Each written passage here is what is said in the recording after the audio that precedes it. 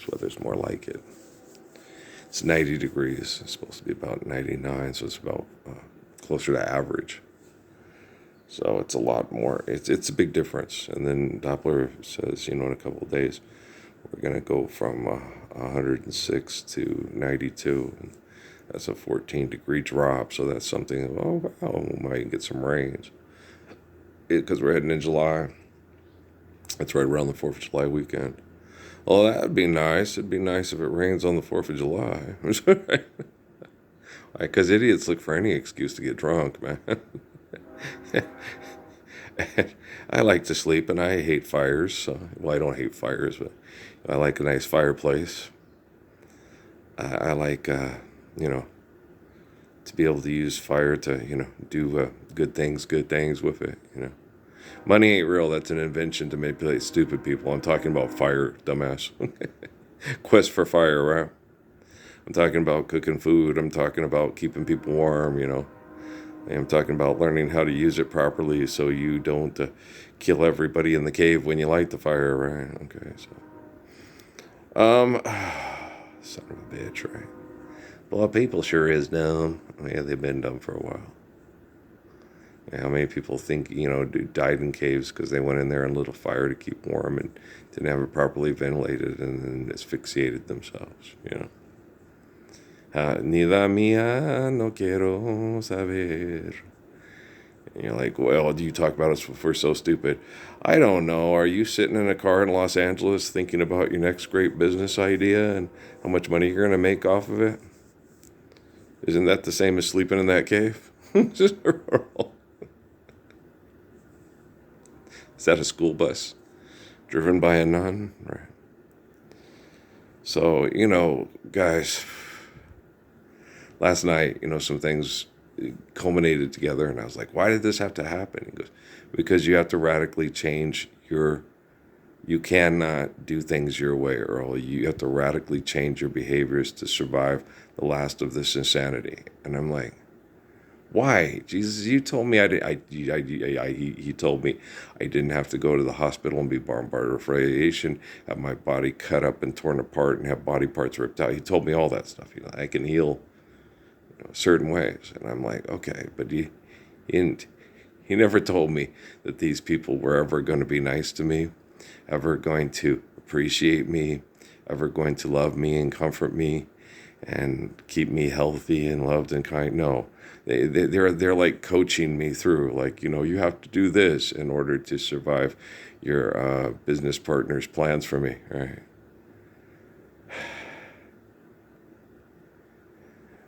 Maybe they don't know what love is. Maybe they've never been loved. Okay, she killed it with that. Let's just leave it at that. Let's go to the next conversation, right? It could all be so simple, but you rather make it hard. Loving you is like a battle, and we both end up with scars. That reminded me of both ex-wives, but especially the first. And I was like, oh my gosh, that is me and Patrick's mom. And I thought to myself, is it a black thing? Well, no, it happens with white folks too. Is it it's more than likely a poor people thing, trying to survive rich people thing. But because rich people are rich, they do similar things to one another. So it's pretty much unilateral. Die for me. Why won't you live for me, right? Oh, shit, right? They just don't stop, right? Selfish people don't stop. They feel it's like that whole class at ASU. I like my professor; is really cool too. But no duty to retreat, right? No duty to retreat. The history of the United States, these aggressive people molded by selfish people with selfish-based agendas. Way up north to Alaska. Way up north to Alaska. We gotta stop the Bismarck because the world depends on us, right? Well, we fired our guns till the British kept it coming. We wasn't quite as many as there was a while ago. We fired once more, and they began to running along the Mississippi, down the Gulf of Mexico. And you watched enough Fest Parkers movies to know that the Cisco Kid and the Lone Ranger had to do what they had to do because there were always bad guys that were on the other side, and there was a good guy too, wasn't there? Okay. Isn't that Jeff Chandler? Isn't that Jimmy Stewart? Right? You know?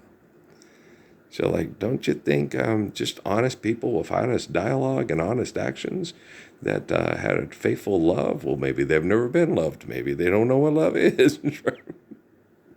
There we go again, right? Guys, throughout my life, I can't tell you how many times I've had self-righteous hypocrites radically fuck with me and then rub their religion in my face. Right? And David Rockefeller Foundation would come in and totally obliterate that person. And I would think, Eckankar training, it's karma. It's karma. Karma got them. They attacked my religion, and then God gave me justice. And I didn't want it to happen. And I've always been that way.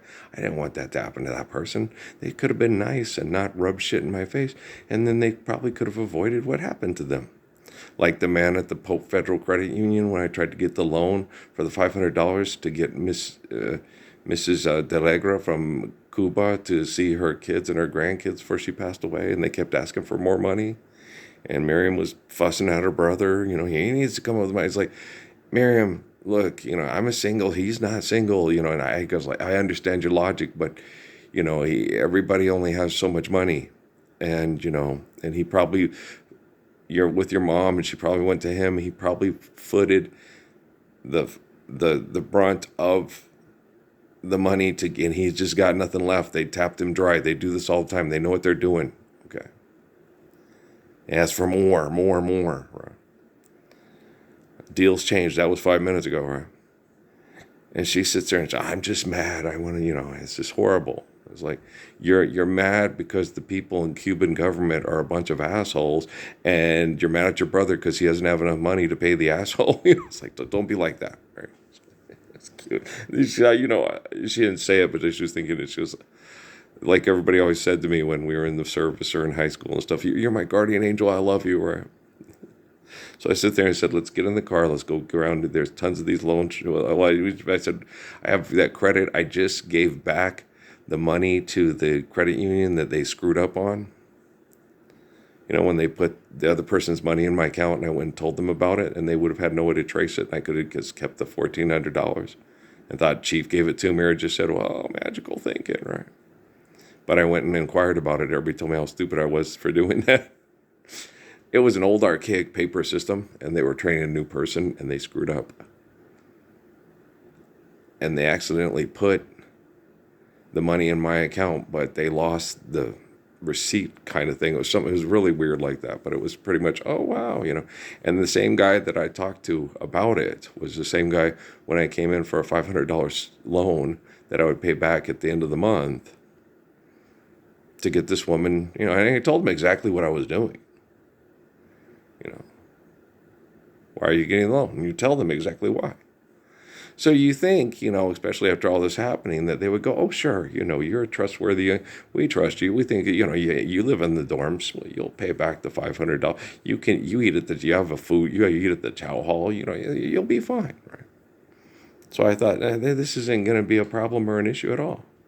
I sign a piece of paper. They give me $500 today. I pay it back when I get paid at the beginning of the paycheck next week. In 2 weeks, and then the rest in the next 2 weeks, and they get their money back, and with probably a little bit of interest, and everybody's good, and especially Fidel Castro and his assholes, right?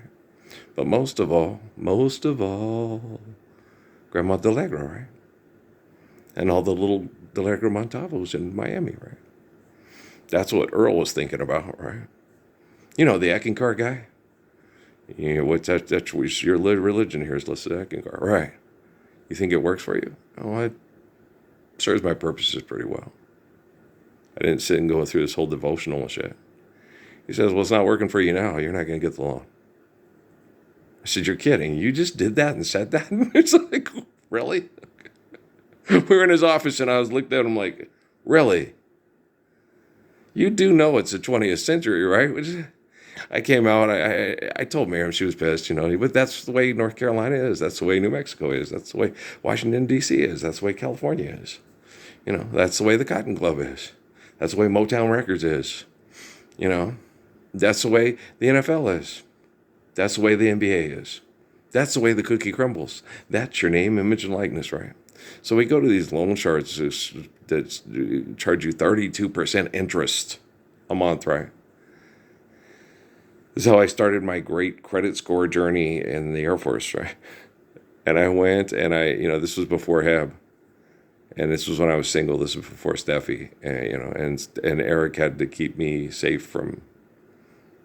It wasn't just Steffi; it was Kay and her hookups with the people at finance to screw us over, and it was a most hodgepodgeical. It was a combination of assholes, just attacking you because they're jealous of you and they're shitty, right? And it would constantly happen, and you could see why Kay was making bets with people back in the day. I give them 8 months. We lasted 5 years. But within 8 months, after all the shit that people can do with their networking and their connections to make your life miserable, and you try to calm the people down, she knew Steffi. And she had the people at finance screw us over. And this one guy was bigoted, and it's because he's racist. And that's what Miriam said too. So we went back when the black lady was working there. And she was just as bad. And it's like, he won't have to know. You can get the thing passed through and put it through. He'll never know. You can get it past his desk. You're second in charge. We eventually got it where we got but we had to move out of Miriam's place. Okay. So when we moved in, and Miriam found us an apartment next to in the same apartment place with the guy she was screwing around with, right? Which drove Steffi crazy. Because, before she already knew that he had an 8-month pregnant wife. And now we lived down the same street, where that beautiful little Puerto Rican lady with the big old bump was living in the apartments, right? And Bunny Doon. And we had to drive by her every day, and we had to see her, and then we had to drive home, And how Miriam, I think Tito just wanted to get us out of the house so he didn't have to hear me and Steffi have sex, right? Because he was an airborne ranger and he didn't want to think that the guy who flushes toilets and ties down equipment was so much better in bed than he was, right? He's the Energizer Bunny of love. He goes on forever. Yeah, and then I think to myself, I wouldn't go on this long if it was Law. Yeah, but she'd have quadruple screaming 5 orgasms and stuff, and he would look at him, Miriam, and she'd look at him, and all of base housing would go, why can't he be you, right? And so it's like, it's not me, it's her, it's Nola. She's just got to have it, right? And that's what I would tell him. It's frustrating. I didn't say it out loud, but that's what I would think. I was like, she doesn't have an orgasm. We have sex for 3 hours and she has no orgasm. It's the most frustrating sex in the history of the fucking world. It's like Zach with Radio Prairie Reach. I live in a place you never heard of, Sierra Vista, Arizona, right? I love it and I hate it, right? I get it. I was born in the United States of America on a hot one summer night, right? I love it and I hate it. I got nothing against the kids on the U.S. soccer team, but I can't stand the guys that came to Fort Huachuca and stood in front of me and mocked me. We can program people like we're programming a video game. We can't get them to do nothing they don't want to do. And smiling. And smiling. Smiling faces. They smiled. Okay. The Special Forces guys that jogged past me and Zeke that didn't even make Zeke flinch. Okay. They didn't smile, but they were just running along being sexy. The sexiest murderers and assassins ever built by the wealthy and the murderers and the assassins. They just run by you right there on the jogging paths and shop right next to you at the store. Like they're Homer Simpson and Ned Flanders, right? And I remember telling the psychologist at Avenida de Mesilla, how long have you been having these John Nash voices in conversations and blah, blah, blah, blah, blah, blah. I told him it's Sierra Vista, Arizona, okay? In Leeds, Alabama, if you go to a Walmart and you throw up a baseball, you're most likely to hit a Klan member, a drug dealer, or a Black Panther Party member, right? In Sierra Vista, Arizona, you throw a baseball up, you hit somebody on the head, they're most likely CIA, Army Intel. You understand? A professional John Wick. Look, I just hit John Wick on the head with a baseball. But at least I didn't steal his car and kill his dog, right? So you're like sitting there going, "Fuck," right? It sucks, right? And they have ego problems.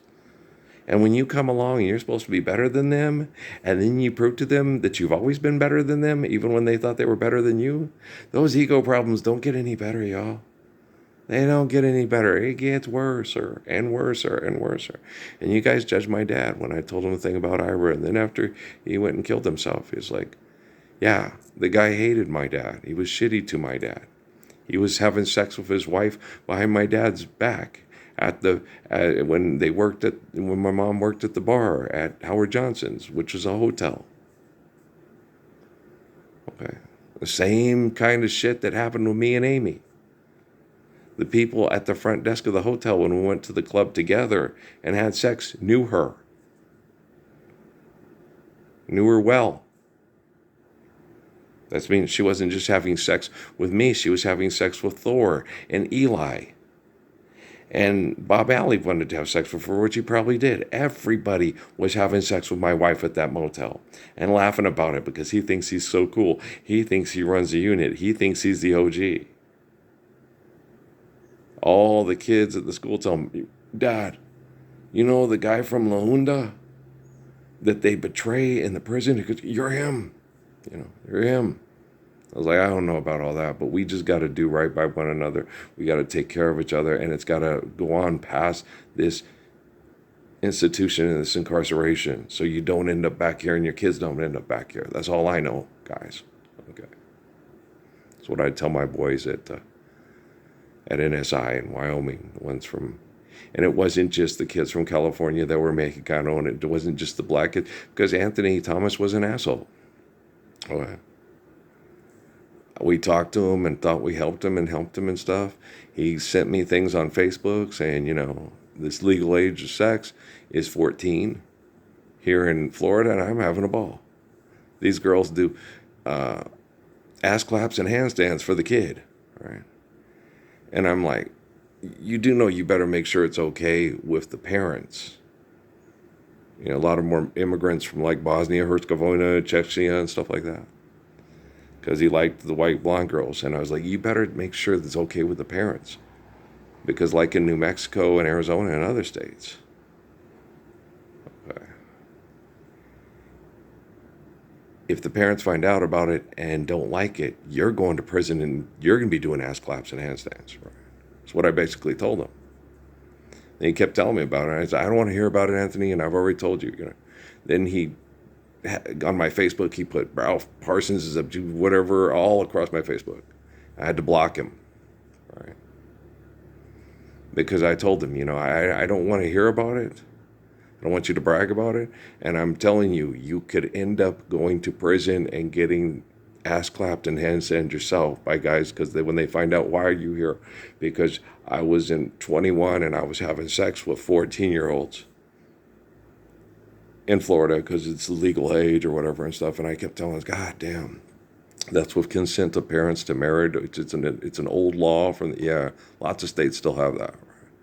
And you can bet that the Robert Kellys, the R. Kellys of the world know that. And I have a house. Once they hit big, they have a mansion in that state, right? And everybody, well, it's just people doing what people do because they think it's their taking care of their needs. It's not needs, it's wants. Okay. You need a woman to live. Okay. You want her to be healthy. You want her to be loved. You want her to be happy. Because when you have babies, it affects the babies. Right? And what affects one of us affects all of us. That Eckankar religion you have, does it work for you? It's tolerable. It does what I need right now. It ain't working for you now. It helped me understand, what people will do in the name of religion for money and how they think that God controls the money when they're in control of the money. Yeah, that's for sure, right? Like the Rockefeller Foundation. Taking that guy that did that to me the next week, having somebody go into the office, get him for and it might have been Miriam Delegro Montalvo pointing it out to the people at HR at our squadron. them going in and setting him up, and then getting him and all the other people like him fired. And I remember thinking about that. I was like, damn, a $500 signature loan to get a woman here from Cuba. That man probably has a mortgage, a car, he's fucked. He's at the bar drinking, and his wife left him, and he's on a roll of fool. He's on a roll of stools with a roll of fools. He's fucked. Jesus ain't helping him out anymore. He's Jim Ed Brown, So I remember thinking that, just going, God damn, And then that guy Jeff at Great Beginnings, when he wanted me to teach religion to the kids because it was a religious daycare. It was at a church. And I said, a lot of these people don't have the same religious beliefs and all that stuff, and they're just using this as a secular institution to make sure their kids are okay before they get off work, right? So I can't force them. This is United States of America. I cannot force them to sit through religious indoctrination. I won't do it. He said, you have to, or we're going to fire you. Well, I said, okay. So in the class, I asked the kids, I said, anybody who wants to come over here for Bible study is welcome to do so. Anybody who wants to come over, because there was one little girl whose mom was, liberal. She says, I don't want to, I said, you're right. You shouldn't have to. If you want to go with other kids and tell jokes and have fun and read your books and over there, and I take the other kids that want to do Bible study and come over here, you're right. You should not have to participate. You should not have to listen. Some of the stories might creep you out and give you bad dreams and make you scared. Because there's. Have you ever read the Bible? Okay. If you don't do this, you're going to go into hell in my brain, and I'm going to torture you eternally in my brain. Right? It can be real creepy and real scary. Give kids nightmares, But I don't want the devil to sodomize me eternally and give me venereal diseases that never end. Right? It's horrible. Dante's Inferno is magical thinking sucks, man. Magical thinking sucks. It needs to quit, right? It's child abuse, It's mental illness, right? And we've been doing this to each other for a long time, man. Everybody wants to be a cat, right? And when Jeff got a brain tumor after he fired me for, the same erroneous reasons, because he said all the parents have complained and want you to be fired because you're not teaching religion right? And the Rockefeller Foundation steps in again. This time, the guy gets a brain tumor and almost dies. Right? And I'm like, damn, that's like the wrath of God. Okay, that's Charlton Heston in the hand of God and Cecil B. DeMille's The Ten Commandments, right? When this guy jumped to me with religion and hypocrisy, I got a job at Blockbuster and a job at Latch schools, the kids with disabilities, and then we had to move from Surprise all the way into town on Belmont. More pollution, more problems, more troubles, more having to deal with But we had a yard with trees because it was an older neighborhood, so you got the trees and everything, so you could kind of survive it a little bit better. You have some oxygen, not a lot of oxygen. And remember, it is Phoenix, Arizona, but it's not all Xeriscape in the middle of the, hey, we're driving cars. Hey, that's I-10, right? Wow, that's convenient. You live right near the freeway. How convenient, yeah. There's the airport. Yeah, it's convenient. How convenient. Jet fuel. It's what's for supper. Hey, we live right next to the Indy 500. Wow, that's one dead pit crew. Hey, let's go work at Ford Motors, be a black guy, and be on a Martha Reeves and the Vandellas video with nowhere to run, nowhere to hide, and be painting the cars with no safety equipment, no booth, no nothing, just psh, and then stop spraying when the girls run through and with the camera crew and psh. Oh, to be young and free, riding down the freeway in a Ford pickup truck with the speed limit being 75 miles per hour, possibly going 85, with 6 kids in the back from Cruces to Deming, right? Being traumatized because you see where a Mack truck got hit by a Peterbilt head on, and you see the man's arm outside of the what's his name? Riders on the Storm, Jim Morrison. See the man's bloody arm out of the cab of the glass of the cab of the Mack truck where the Peterbilt with the engine, big engine right in front, hit the big engine right in the front of the Mack, two big trucks crossing lanes and coming across and hitting each other head on. Right? And you're in the back of this pickup truck going 85 miles per hour, and a Ford pickup truck going to Deming, go to Eckankar meetings and stuff, at Mace House and stuff.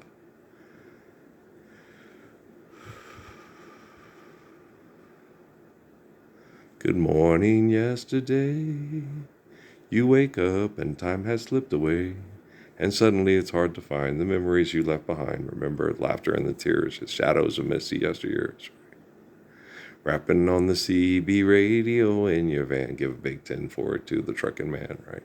Or my teenage sisters doing that in Deming, talking to all the guys on the thing, and I'm thinking, those are old men, They're not all old men. Sometimes younger men do, And men like young women, right? Like a picture, she was laying there, moonlight dancing on off her hair. She woke up and took me by the hand. She's gonna love me in my Chevy van, and that's all right with me. I put her out in a town that was so small, you could throw a rock from end to end. It's a shame I'm not gonna be passing this way again, right? Shabab, shabab, my baby, shabab, shabab. I'm standing on a corner in Winslow, Arizona, and such a fine sight to see. It's a girl, my lord, in a fat bed forward, slowing down to take a look at me. Right, it happens. Rockingham, North Carolina. Yeah, that girl's butt was amazing. I just looked, Barney Miller. I'm so far just lusted in my heart, right? I was going to pick up my son and my wife, right? I just looked, and she knows exactly what she's doing. And I was like, I have not. That is one of the nicest butts I have ever seen. She's wearing like a halter top and a pair of Daisy Duke shorts. Okay.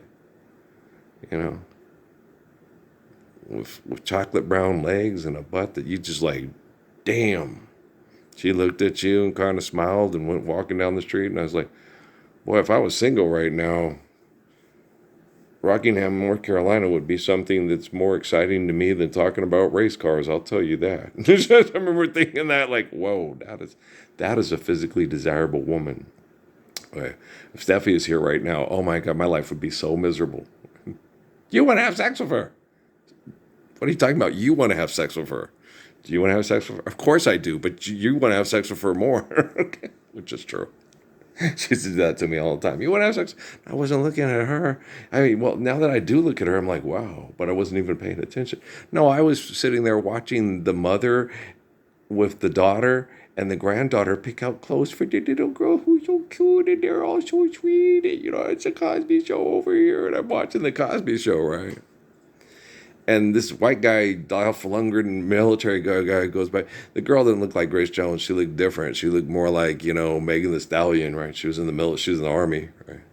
And she's wearing this peach outfit with these tight white, they were like yoga pants things and stuff. And he's wearing, exercise equipment and, they're both in their tight clothes because they went to the gym and they work out and they're in their tight pants. They got their tight pants on, right?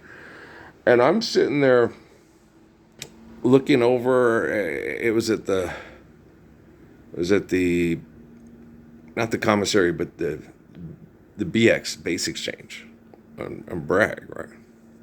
And I'm sitting there looking, and I this time I was guilty because I was noticing and thinking, that would be nice. Maybe if we get, with Trisha, and we'll go around and go shopping, and let's pick out clothes for Patrick, and he's cute, and I'll be nice, and they'll be very Huxtable. That's Nancy Wilson. That's Felicia Rashad, and then maybe we'll have a girl. We'll name her Ariel, and my your smokes pot and drinks and likes to go to the club. Grandma is going to be, your mother-in-law is going to, okay, shutting up. Okay, I want to hear it, right? It wasn't that. I like Trisha. Trisha's fun. Trisha taught me how to do the tighten up, right? I was just watching the Cosby Show. That's all I was doing. But Law was kind of the Cosby Show, but her mom was a little bit different, but similar. But she's more the type that, wouldn't get all dressed up looking like Nancy Wilson. Go to the thing. Let's go to the thing. Let's all buy matching outfits. Isn't this cute? And we'll get a picture taken at Olin Mills. No, Kay is more, I'm married. I can let myself go. I sit down and eat bonbons all day. I don't do any housework. If anybody housework's going to get done, everybody else has to do it. I did my fair share of housework, and then watches Oprah and then tells you that the people on Oprah are more intelligent than the Rhodes Scholar that teaches you about Mesoamerican history. And okay, I remember telling her that, why am I even going to ASU? And learning from these research historians to cut through crap and not use it for political, social agendas for economics, and stop doing the things that we used to do. Oh, Professor Anastasia Levine, wonderful person, beautiful human being, absolutely lovely, right? And so, I said that because I got tired of it. She kept telling me how stupid I was and how, you don't know it's everything. So Ken Burns and Oprah Winfrey, then that's exactly what Professor Simpson said. He couldn't stand Ken Burns. He goes, this guy goes and takes history and turns it into a political, social agenda. Okay. That everybody thinks is the optimal in that perception of political, social agendas, and then they pass it on. Totally ignoring the facts and history that don't support his narrative, like Amistad with Steven Spielberg, right? And you're like, fuck. They're being creative. And it's goddamn irritating. And the people want to buy it because this is where we should be going. This is from the Flintstones to the Jetsons, right? And you're like, how about we all just forgive dead and trespass, love one eternal faithful peace, and think more like Bob Marley, right? Who was trying to understand to the best of his ability. It wasn't like they had YouTubes, cell phones, and Facebooks, right? It wasn't like Bob and Haley could talk. How you doing, kid? It's good. Okay. Told you they're going to be hard on you. Yeah, I know. I got this. Okay. Watch out for this and make sure you're doing this. And you got your troubles. I've got mine. Okay. But, there was nothing wrong with Ethiopia. It was just exploited and abused and treated like shit by people that exploit and abuse and treat people like shit. Haile Selassie did not no one treated the people of Ethiopia as good or better than Haile Selassie, right? It wasn't Ethiopia that betrayed Haile Selassie. It was selfish people, like in the United States of America, okay? Only a Peewit judges the man by the group and a group by the man, right? So don't go around inventing your narratives for your political, social agendas, for economics in the 21st century, because we have extensive artificial intelligence surveillance, and we have quantum computing that can judge the standard of right and wrong thinking to obey the laws that provide the life of sacrifice for human beings, right? I implore you.